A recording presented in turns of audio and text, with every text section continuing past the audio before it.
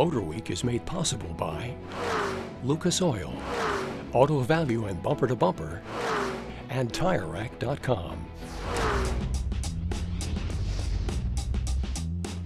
High interest rates, supply chain problems, and fears of a recession were some of the big challenges for the automotive industry in the last few years. The post-pandemic shakedown forced the auto industry and consumers to adapt, sparking new car buying habits. My research for this FYI report led me to Jones Junction Multi-Franchise Dealership in Bel Air, Maryland.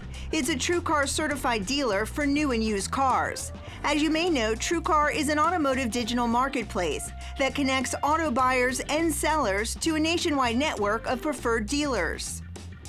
Recently, TrueCar released its Automotive Shopper Trends Report.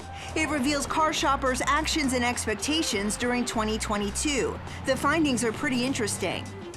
Brand loyalty has been on a downward trend for the last couple of years, mainly due to the supply shortage. As a result, today's car shoppers are more open-minded than ever before. After all, they have to be. They're flexible when it comes to things like budgets, features, and buying a new or used car. The study shows 20% of TrueCar shoppers who originally intended to buy a new vehicle ended up purchasing a used one. But the reasons aren't entirely due to inventory constraints. TrueCar asks customers to rank, in order of importance, what they're looking for in a used or new car. Coming in at number 1, reliability. Number 2, fuel efficiency. And number 3, engine. The rating was consistent across all buyer segments, including luxury and non-luxury vehicles. EVs like this one continue to shake up the car buying market.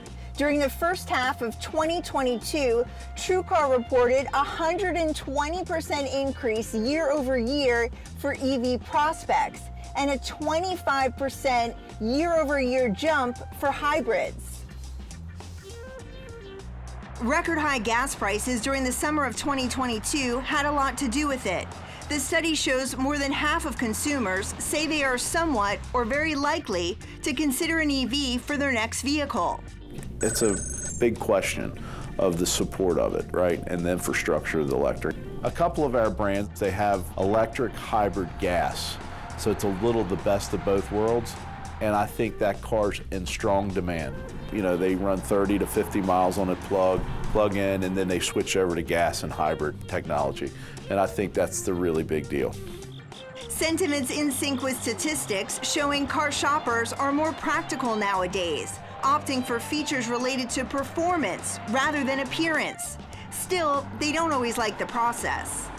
Shopping for a car is a real experience. You know, I hate when the guy goes back and says, "Oh, I got to see my sales manager."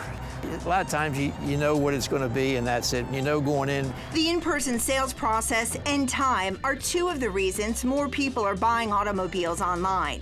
The study shows 62% of buyers want to be able to complete as much of the purchasing process online, which appears to be a win-win for everyone since it saves dealers time and money, and saving money remains a big deal for consumers. And I see the manufacturers increasing their incentives. They're making the financing a little more reasonable with interest rates on new cars. And then the certified pre-owned business, you'll see a very competitive interest rate on certified pre-owned. So I think the consumer all in all is going to get a good deal on a car now because we need to keep these cars selling. Of course, the manufacturers, that's how they keep the doors open, so to speak. So will these post-pandemic car buying trends forever change how we buy and lease a car? That remains to be seen. But we do know 2023 will be a year of transition as car shoppers in the auto industry navigate an evolving landscape with growth on the horizon.